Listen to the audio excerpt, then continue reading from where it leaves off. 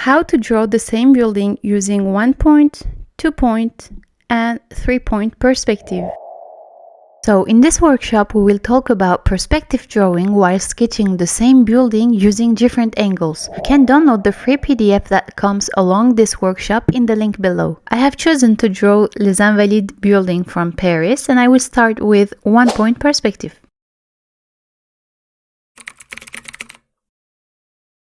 As you know, 1-point perspective is used when directly facing an object, and in this case, this is the front facade of the building.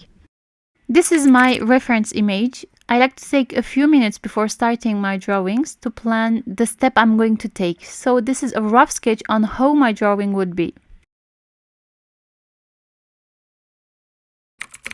So I start by drawing using basic geometric shapes. I just draw straight lines across my paper and find where to place the vanishing point. Starting with basic shapes is an excellent way to simplify complex objects and break them down into more manageable parts.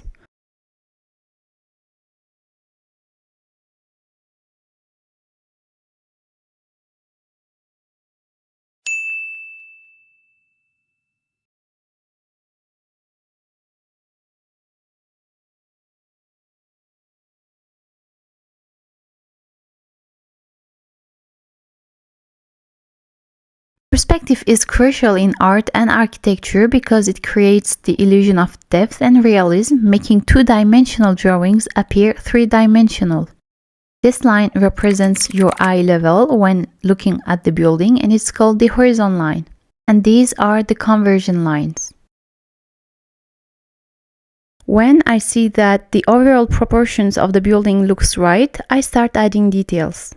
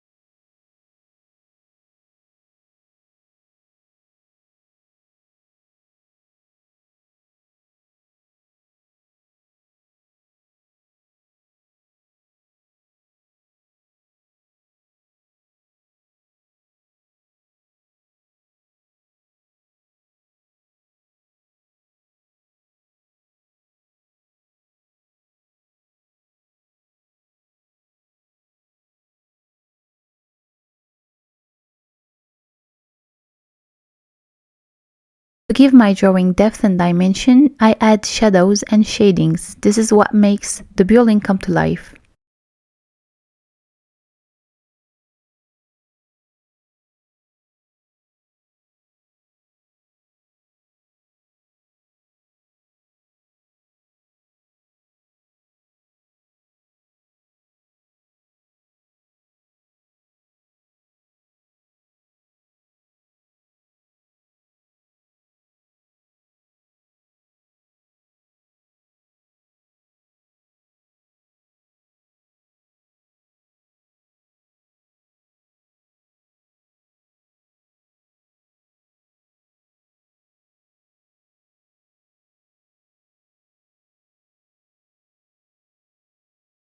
I erase any unnecessary lines inside the building shape.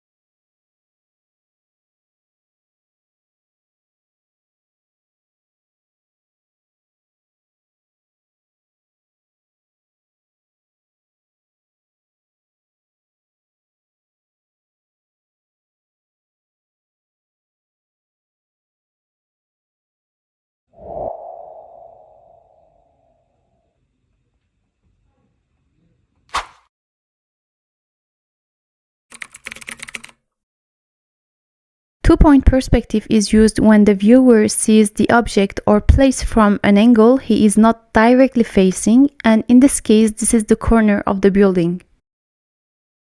This is my reference image, and this is a rough sketch on how my drawings will be. Again, I start by drawing the basic geometric shapes of the building.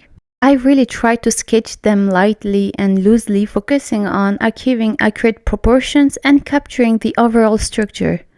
Try to practice this, as this will enable you to establish a strong foundation for the subsequent stages of your drawing. I am trying to be careful about how all the lines connecting to the vanishing point stay straight. This step is also really important, as this is the one that defines where I am looking at the building, and this helps to place the vanishing points in a correct way so my drawing is not distorted.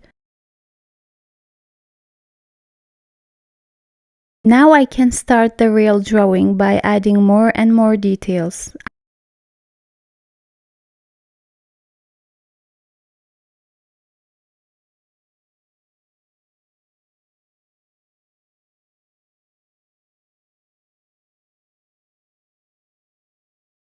I refine the architectural features like the details of the dome within the perspective lines, ensuring they follow the angles created.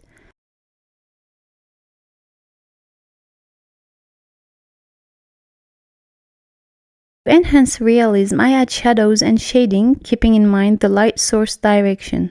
I believe shading is a powerful technique that brings depth and dimension to your drawings, and by understanding how light interacts with objects, you can create realistic shadows, highlights, and gradients. For that, begin by identifying the primary light source in your composition and envision where shadows would naturally fall.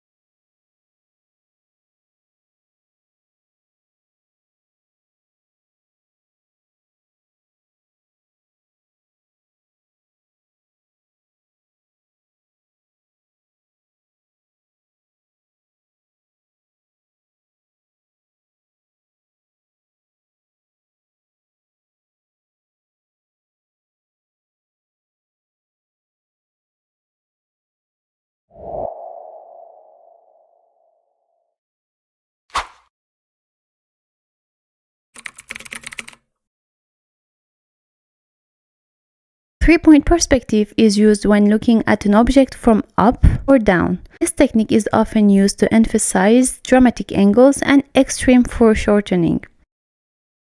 This is my reference image, and this is a rough sketch on how my drawing would be. Again, first thing, I make a rough sketch using basic shapes.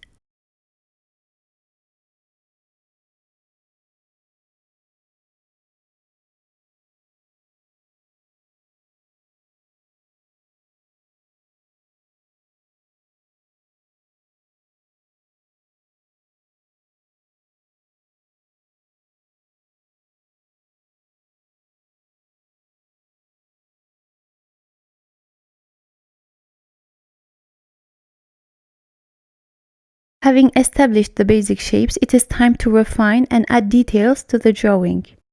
Shift your focus from the general structure to the specific features of the building. Observe and analyze the relationships between different elements, paying close attention to the smaller shapes that exist within larger structure. Gradually transition from the simplicity of the basic shapes to the complexity of the object form. Find the proportions, angles, and curves, ensuring they align with your reference. This stage requires patience, careful observation, and a willingness to revise as needed. You can find these steps detailed in the free PDF you can download in the link under the video.